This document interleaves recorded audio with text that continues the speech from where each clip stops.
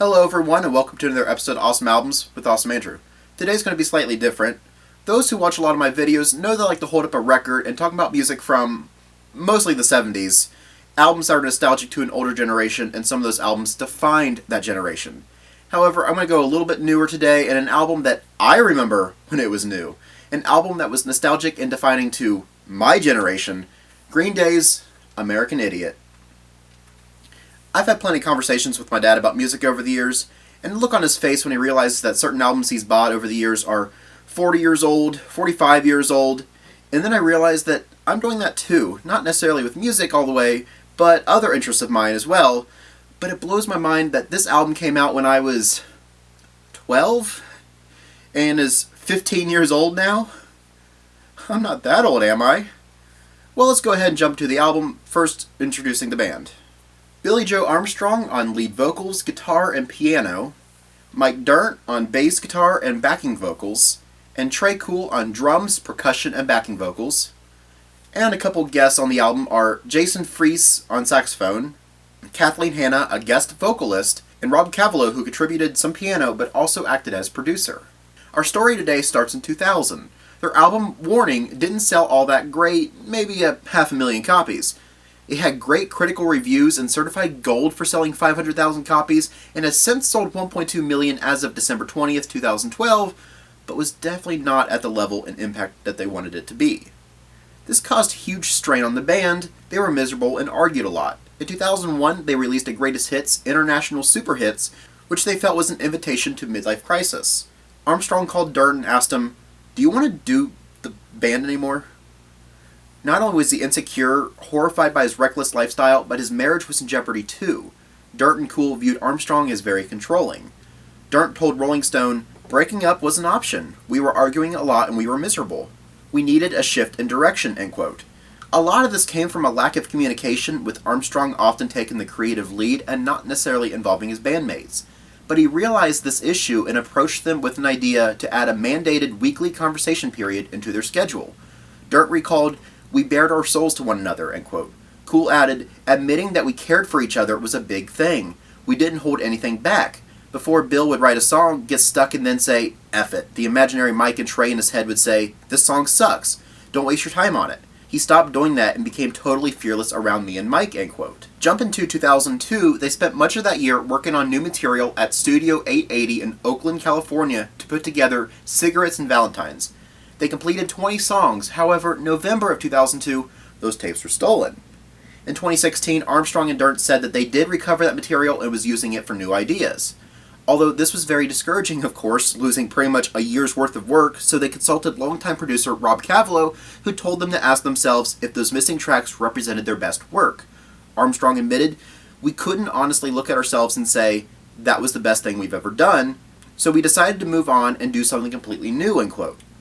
They spent the next 3 months writing new material.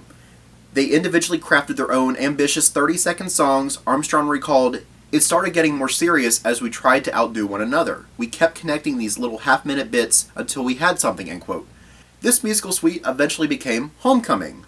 More information on that song in a bit. Then they wrote another suite called Jesus of Suburbia. Once again, more information on that song in a bit. But these two suites changed the development of the album, and they began to view their songs more like chapters of a novel. Soon after that, Armstrong penned the title track. You know the drill by this point, more information on that in a bit. The group then decided that they would steer the development of the album toward what they dubbed a punk rock opera. They rented rehearsal space in Oakland, and Armstrong invited Cavallo to attend their sessions to help guide their writing sessions. Cavallo encouraged the idea of a concept album, recalling a conversation the two of them had about 10 years earlier, where Armstrong wanted to have a Beatles-like arc to their creativity. During their sessions at Studio 880, Green Day spent their days writing new material and would stay up late drinking and discussing music. The band even set up a pirate radio station from which it would broadcast jam sessions, along with occasional prank calls. They demoed the album sufficiently so that way it would be completely written and sequenced before they went to record. Hoping to clear his head and come up with some new ideas, Armstrong traveled to New York City for a few weeks, renting a small loft in Manhattan. He spent a lot of time taking walks and participating in jam sessions in the basement of Hi-Fi, a local bar there. He socialized with Ryan Adams and Jesse Malin while he was there too. Many of the songs that made it onto the album were actually written during his time in Manhattan. He also created most of the album's story there too. Green Day relocated to Los Angeles at Ocean Way Recording and eventually Capitol Studios to complete the album. Cool brought multiple drum kits including 75 snares. Did he need that many? I don't know, I'm not a drummer. The drum tracks were recorded on 2-inch tape to produce a compressed sound and were transferred to Pro Tools to be digitally mixed with the other instruments. I want to take a pause and discuss that recording method. It's crazy talking about newer recording methods. We're not talking about reels and tapes. We're talking about digitally mixing songs with Pro Tools. I just want to emphasize that. Music production has come a long way. They recorded all their songs in order as they appear on the track listing. A first for them. Each song is recorded in its entirety before proceeding to the next. They also reverse the order in which they recorded guitars and bass, with recording guitars first. A little unusual because most people want to get their rhythm section down first before putting guitars on top. They did this because they heard this is how the Beatles recorded their songs. Armstrong said that at points he expressed fear at the amount of work before him, like it was climbing a mountain. They took a relaxed approach to recording. For 5 months, they stayed at a Hollywood hotel during the recording sessions, where they would often play loud music late at night, prompting complaints. They also partied real hard and had to schedule vocal recordings around Armstrong's hangovers. Armstrong described the environment, "For the first time, we fully accepted the fact that we're rock stars," end quote. Cavalo told MTV, "The truth is, when they started making American Idiot, they were each living their own separate lives, and no one was really sure how the chemistry was going to be. They all had to deal with a lot of personal stuff before they could be great again. And when they first came to me and said, 'Let's get the band back together and make the best rock record we can,' I wasn't totally sure they can do it," end quote. While he may not have thought initially it was going to work, he realized how committed they were to the project. He said, "They had all made a commitment, and I was lucky enough to be there at the beginning of that commitment. I'd go there on a Monday and leave on a Friday, and we'd be in the studio 12 hours a day writing and conceptualizing. They were so focused and so invigorated that honestly my main role was to be their coach, telling them that I believed in them. They did the rest," end quote. American Idiot took 10 months to complete and cost $650,000 to make. By the end of the process, Armstrong felt delirious, he says regarding the album, saying, "I feel like I'm on the cusp of something with this. I really feel like we're really peaking right now," end quote. American Idiot came out September 20th, 2004, the day after my 12th birthday. Random fun fact I wanted to share about myself. Now I want to briefly mention the concept. Like I said, they wanted to create a concept album, or a punk rock opera, they called it. When I think of rock operas, I think of Tommy, Quadrophenia, and The Wall. Well, actually I'm right on that. Quadrophenia especially was one of Armstrong's biggest inspirations, finding more in common with its power chord mod pop aesthetic. Tommy was another inspiration for them, as well as the rise and fall of Ziggy Stardust and the Spiders from Mars by David Bowie was another inspiration. They also listened to cast recordings of Broadway musicals of West Side Story, Rocky Horror Picture Show, and Grease. They also were influenced by Eminem and Kanye West, as well as Linkin Park. I'm just naming all the 2000s artists now. The album was also heavily influenced by major events going on at that time, including the 2004 election and the Iraq War. Now let's move on to that album cover. After finishing the music, the band decided the artwork needed to reflect the themes of the album, likening the change of an image to a political campaign. Armstrong said, "We wanted to be firing all cylinders, everything from the aesthetic to the music to the look, just everything," end quote. Green Day drew inspiration from Chinese communist propaganda artwork they saw in art galleries on Melrose Avenue and recruited Chris Bellheimer, who created the album covers for Nimrod and International Superhits, to create this album cover too. The artwork is a Posada Stark print of a heart-shaped grenade gripped in a hand-clenched fist, which represents the political content. Bellheimer listened to the songs on his computer. Again, I want to put emphasis on the era of music. It's so different than the other music I normally cover on the show. Bellheimer took note of the lyric, "And she's holding my heart like a hand grenade." And that lyric, along with Saul Bass's poster for the 1955 drama The Man with the Golden Arm, Bellheimer created an upstretched arm holding a red heart-shaped grenade. He did say that red is the most overused color in graphic design. He said the qualities of the color deemed it appropriate for use on this album cover. He explained, "I'm sure there's psychological theories of it being the same color of blood and therefore has the powers of life and death, and as a designer I always feel it's kind of a cop-out, so I never used it before. But there's no way you couldn't use it on this cover," end quote. Oh, and here's the back cover, since I normally show the back cover. The band decided to change their image for the album and began wearing black and red uniforms on stage. Armstrong considered it a natural extension of his showmanship, which began in his childhood. Now I say it's time to jump into the music. All the lyrics were written by Billy Joe Armstrong, unless stated otherwise. All music composed by Green Day as a whole. Oh Oh man, so nostalgic. Okay, this song is considered to have a classic Green Day sound, like it would be a part of 1994's Dookie, which is widely considered to be their best album. The song is one of 2 politically explicit songs on the album, talking about that mass media has orchestrated paranoia and idiocy among the public.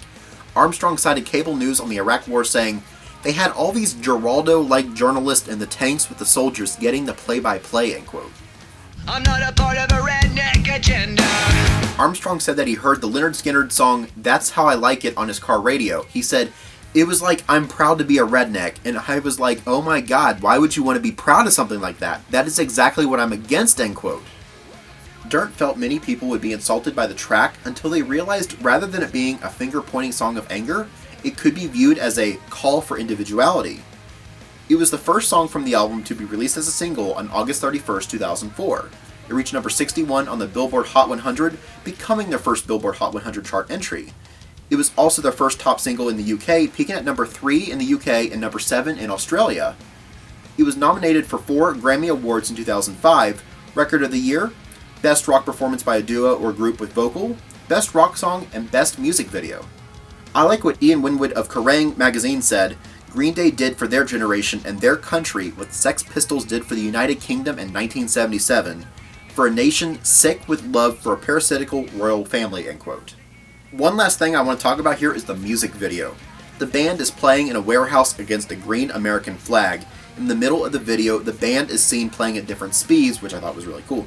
During the bridge, the stripes melt off the flag onto the floor, and the band is then sprayed by a green liquid from the amplifiers next to the flag. At the end, the band just drops their instruments and leave. The video was directed by Samuel Bayer and won the Viewer's Choice Award and also nominated as Best Art Direction.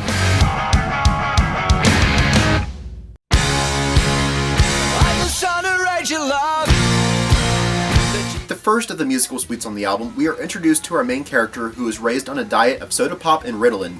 The music video premiered on October 14th, 2005 in the UK and October 25th in the US on MTV. One version is a 12-minute edit with a plot and dialogue. Then you have the 6.5-minute version, which is also the single version. Billy Joe stated on VH1 Storytellers,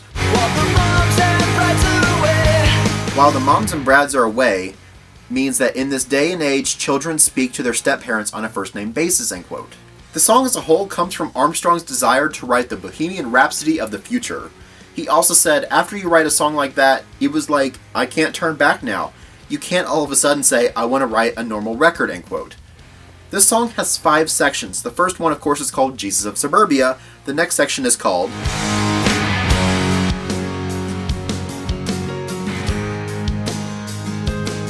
As the song changes into different sections, Armstrong's guitars were recorded separately. The musicians would split the signal from guitar and send it into an amp while simultaneously going direct with it to achieve a sound reminiscent of Revolution by the Beatles or Mick Ronson. At the center of the earth in the parking lot of the 7-Eleven where I was taught.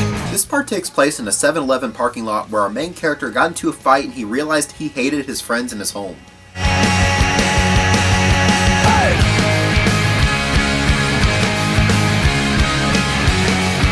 For the first 2 sections, Cool emulated Ginger Baker, rest in peace, and Charlie Watts, 2 English drummers from the 1960s.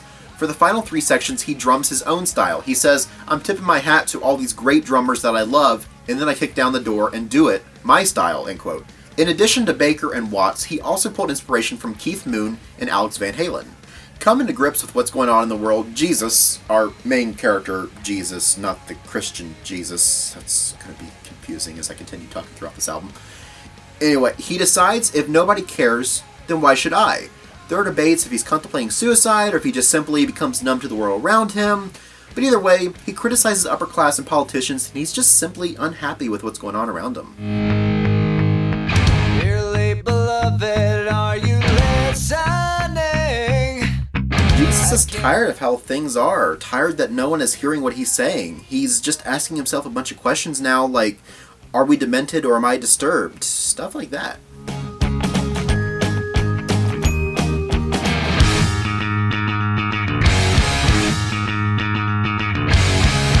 We transition to our final part of the suite. The piece starts off like a eulogy before deciding that it's time to run away.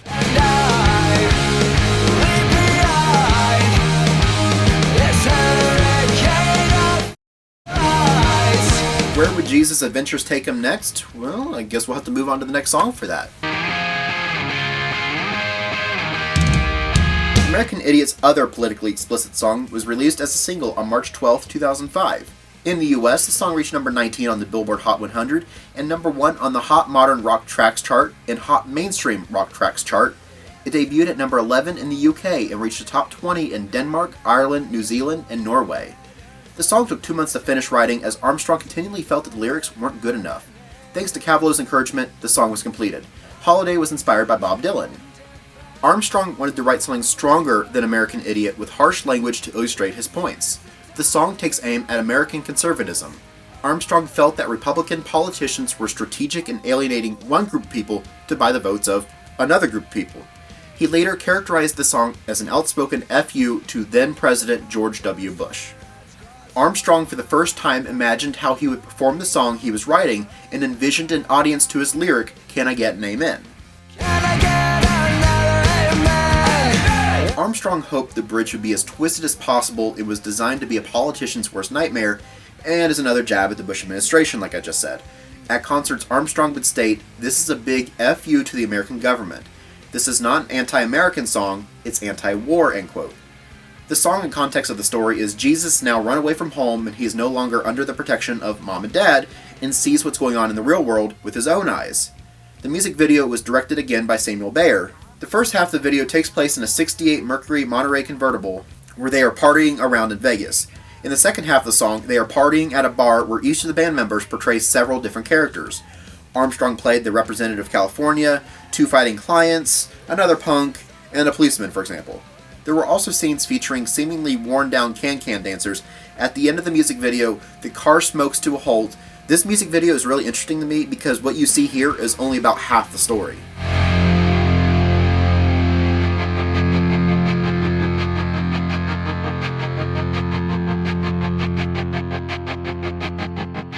Set in common time and composed in the key of F minor like Holiday, the opening features an electric guitar with tremolo playing the verse progression.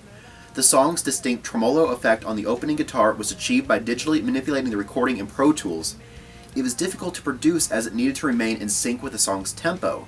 Armstrong added tracks of guitar playing to augment his electric guitar and Cool's drumming. Vocals begin accompanied by acoustic guitar.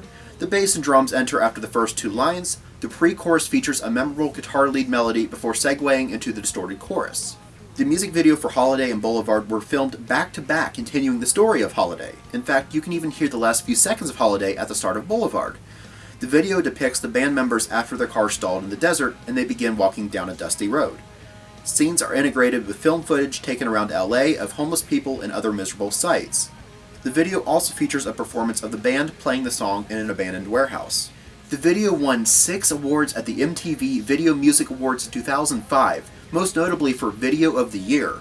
It also won Best Group Video, Best Rock Video, Best Direction, Best Editing, and Best Cinematography. This song, no surprise, was another single released from the album on November 29, 2004. It was ranked number 1 on Rolling Stone's Reader's Choice Singles of the Decade list in 2009 and number 65 on the 100 Best Songs of the Decade list that same year.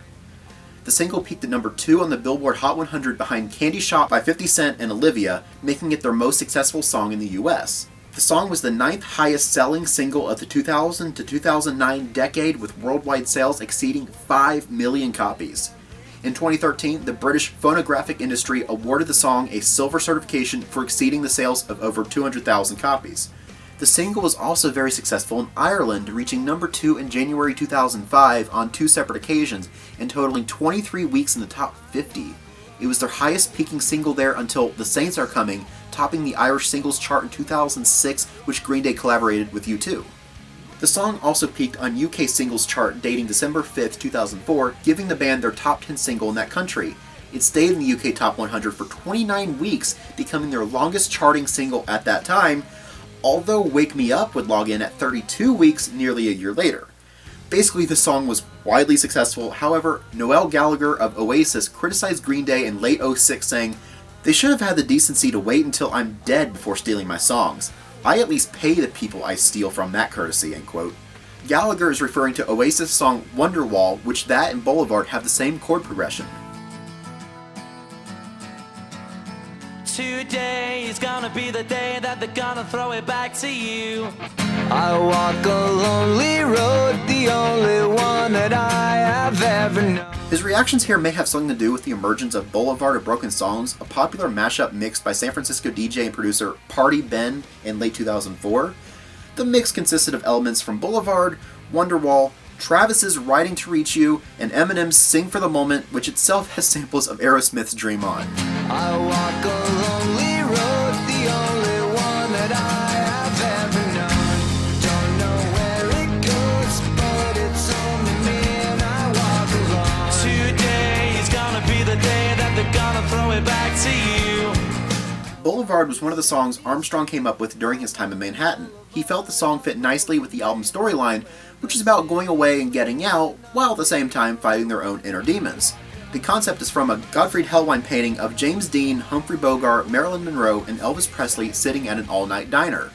On the VH1 Storytellers episode with Green Day, Armstrong stated that the title was nicked from the painting of James Dean walking alone. And wow, I spent a long time on this one, but I couldn't help it. It's my favorite Green Day song, and there's a lot to say about it.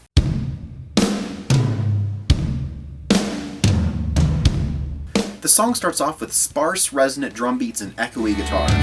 Skyscrapers, stargazers in my head. Jesus finally makes it to the big city, and there are skyscrapers everywhere. However, it's not what he expected. It's a lot lonelier. There is this collective shout of all the Jesus of Suburbias out there, all of them shouting, wanting to know what are they waiting for. Jesus takes it upon himself to act as a savior. Wait, that came out wrong. Only real Jesus does that. He wakes up the population and tells them there is a life better than this.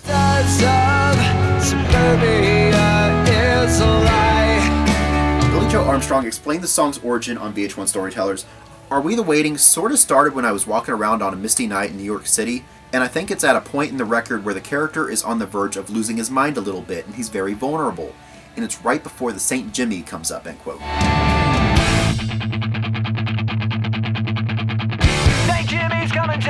Jesus of Suburbia creates a new persona or alter ego in St. Jimmy, a more rebellious alter ego. It's all about look what he's become since leaving home and everyone loves him for it. Except for himself. Going back to VH1 Storytellers, Armstrong was asked if Jesus of Suburbia and St. Jimmy are the same character. He said, the original thought was that it was the same person. It could be two different people, I don't know. I love St. Jimmy. He's pretty cool. He's pretty sexy. It's part of a split personality that I think a lot of people have, and they get disconnected from themselves a little bit and maybe follow a self-destructive path, and I think St. Jimmy sort of symbolizes that, end quote.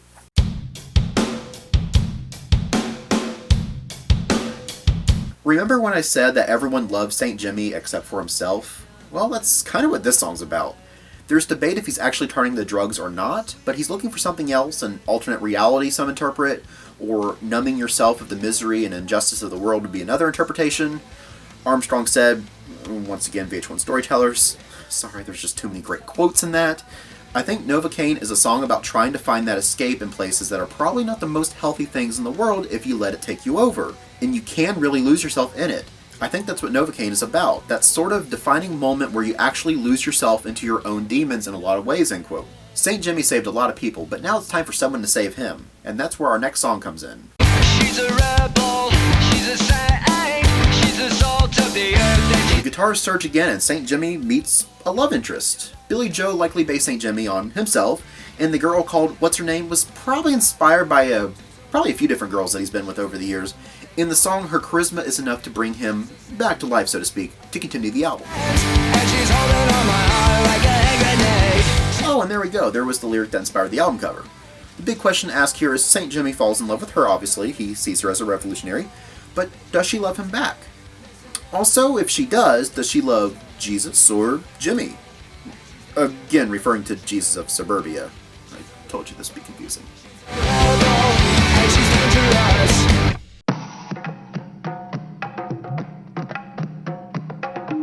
The bongos are a very un-Green Day thing, Cavalo inspired. I like it.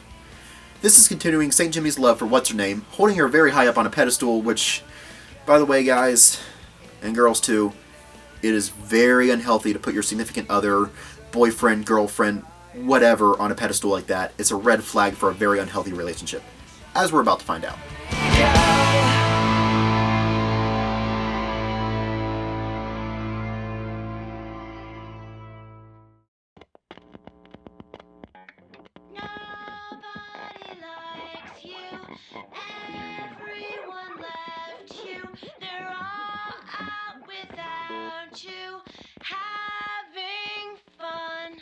The song starts off with Kathleen Hanna contributing the vocals, singing the words of the letter bomb that What's-Her-Name sent to our main character.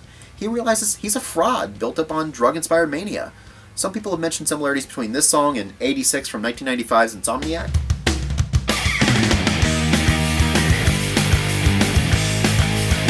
I can kinda hear it, but other than them both being great Green Day songs, that's about it on similarities to me.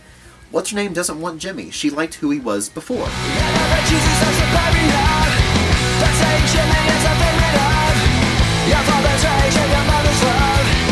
This song is considered the most important song in the context of the story. Saint Jimmy is just an alter ego made up by all that he had to deal with growing up. His father's rage, his mother's love, and going all the way back up to the title track. He left her thinking about the letter that she wrote. Nobody likes you, everybody left you, they're all out without you, having fun. I guess the song takes place in September because of the next song. The final single was released on August 31st, 2005. On the album, not chronologically. That would have been Jesus of Suburbia, which again was October of 2005. September's pretty awful to St. Jimmy. He just wants September to be done, hoping October would be better. The song to a lot of people sounds out of place, but I see where it fits. The song is all about loss. St. Jimmy loses What's-Her-Name, but also to Billie Joe Armstrong himself. The song is actually about his father who died of esophageal cancer in September of 1982 when Billie Joe was just 10 years old. He later said the song was the most autobiographical song that he had ever written to that point, calling it therapeutic but difficult to perform. I guess him and I have something in common, losing a parent in September. Although I guess mine's a little bit more fresh than his. Like my father's come to pass, 7 years has gone so fast. This line is a reference to how Billie Joe and Mike Dirnt's band Sweet Children, which would morph into Green Day, was formed 7 years after Armstrong's father's death. It was originally going to be put on 2002's Shenanigans, but Billie Joe didn't feel emotionally ready to record it yet, so the song was held back for this album, which may be why some people feel the song is out of place on the album because it wasn't originally made for the album. But I still think it works. Rob Sheffield of Rolling Stone deemed this to be a sequel to Time of Your Life from Nimrod.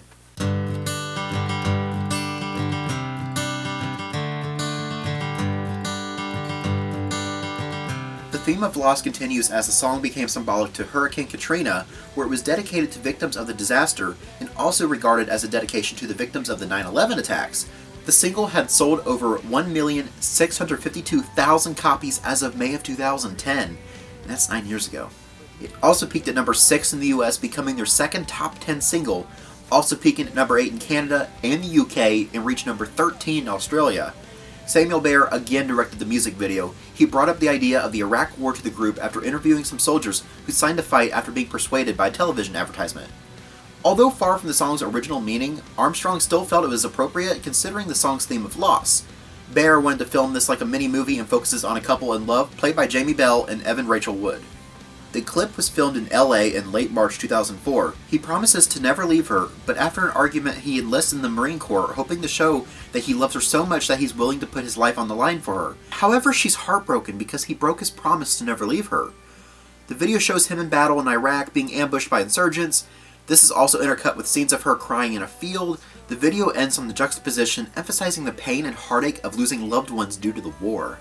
The clip prompted a lot of criticism from conservative media outlets that the clip is being used to exploit the war for entertainment purposes. Dirnt rejected the notion, saying, "Rock and roll should be dangerous.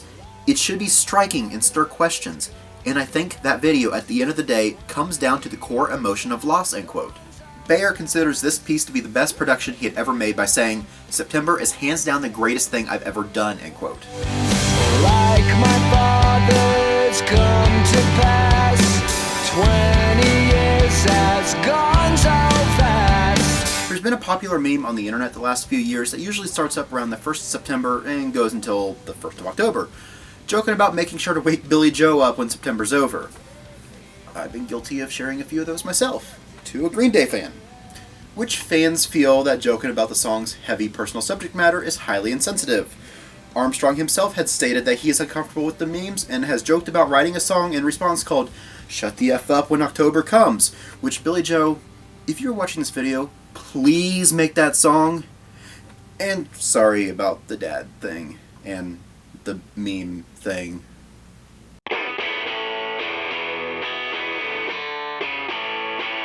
Our second 9-minute suite on the album, Jesus of Suburbia, kills off his alter ego.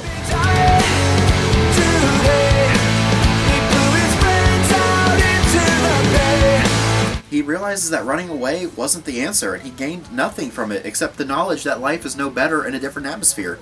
He had too high of expectations and got nothing from it.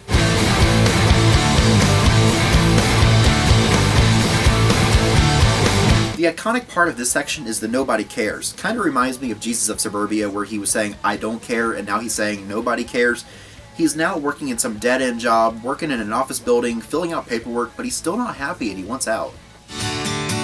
Somebody get me out of here. He'd rather be out and around with his friends. He feels trapped and alone. Dream ain't for me.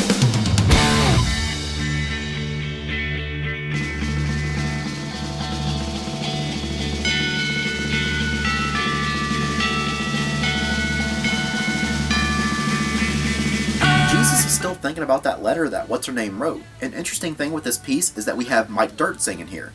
I like this part as it's a throwback to an earlier song. I love when albums do that. The piece is very short and jumps on to the next one.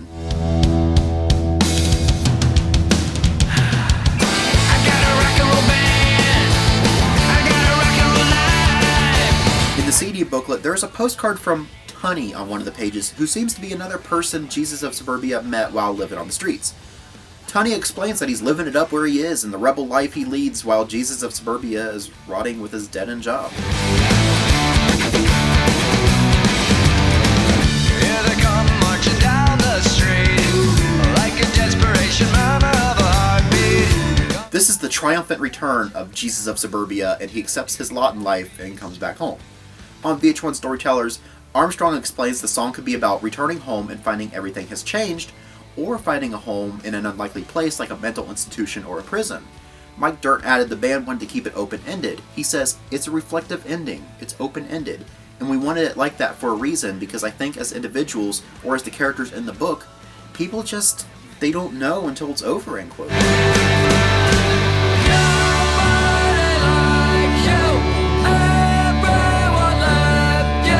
As the song ends, What's-Her-Name's letter is still playing in his head.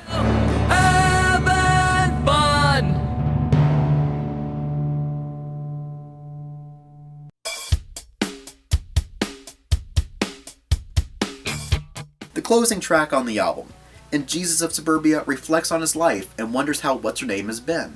Like Dirt said, the album is very open-ended, so we don't know what Jesus is going to do now, and we certainly don't know what What's-Her-Name's been up to these days. My final quote from VH1 Storytellers, I think that the true hero on the whole record is the What's-Her-Name character. She's a person that never really wanes, she never really falls from grace. She's the one that kind of stuck to her beliefs and left all the BS behind. The What's-Her-Name character tells Jesus of Suburbia, St. Jimmy, what they don't want to hear, but inevitably that's what they were going to begin with. And that's the twist of the whole thing, end quote.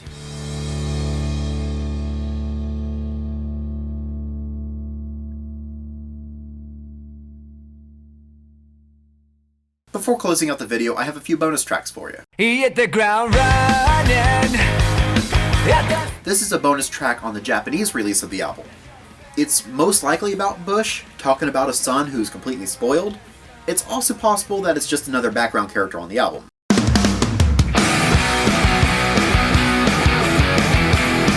I don't have much to say about this one other than the fact that it was originally planned for Cigarettes and Valentines. While the album may have been cancelled, this song at least made it to be the B-side to the American Idiot title track.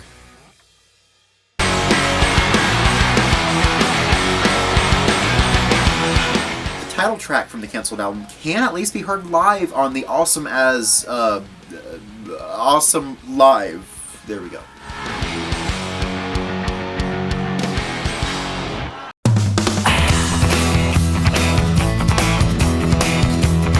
Another bonus track from the album. I don't know if the shoplifter is just a background character, someone that Jesus Jimmy sees on his journey, or if that was him himself is the shoplifter.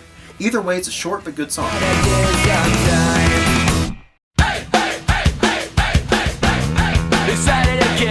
This is probably about Arnold Schwarzenegger, who called himself the Governator when he was governor of California. It's a play on words based on the role that he played in the Terminator movies. See what I mean? The thing I want to say here is, this is Dirt singing this one. This song doesn't appear on the original album, but is a B-side to Holiday and is heard on the digital edition of the album.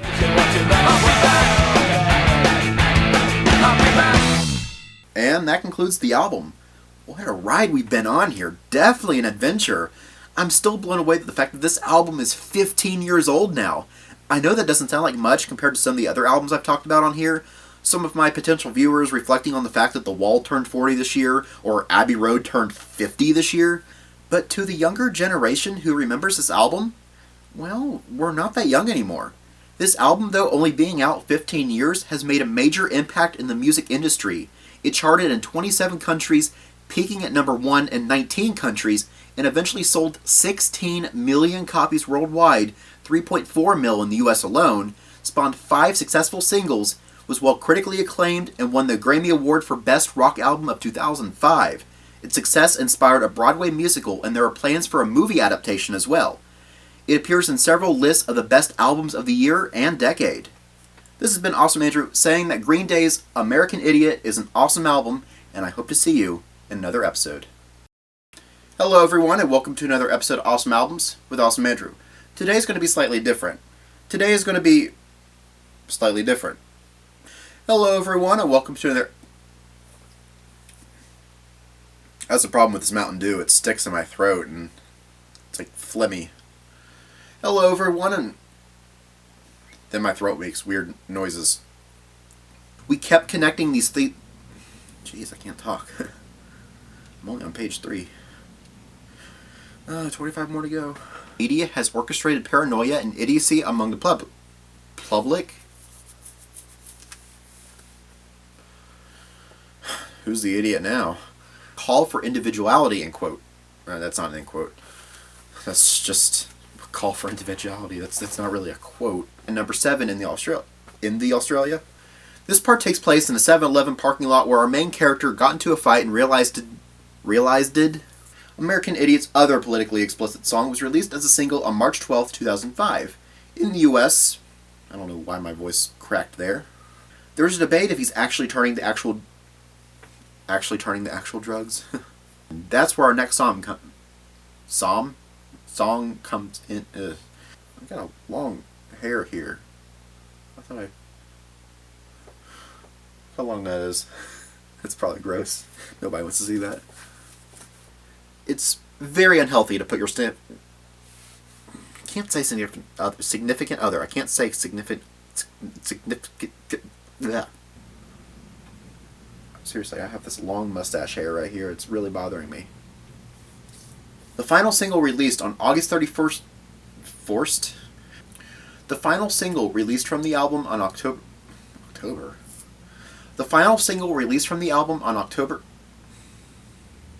It's August, not October. I guess him and I have something in common, losing a parent in September. Although, mine's a little bit more fresh than his. Ooh, that was good. There's a lot of emotion there. This to be a sequel to The Time of Your Life from Nimrod. Deem this to be a sequel to Time of Your Life from Nimrod. Nimrod. Not Ninrod, Nimrod. Only a Nimrod would say Ninrod. Jamie Bell and played by Jamie Webb.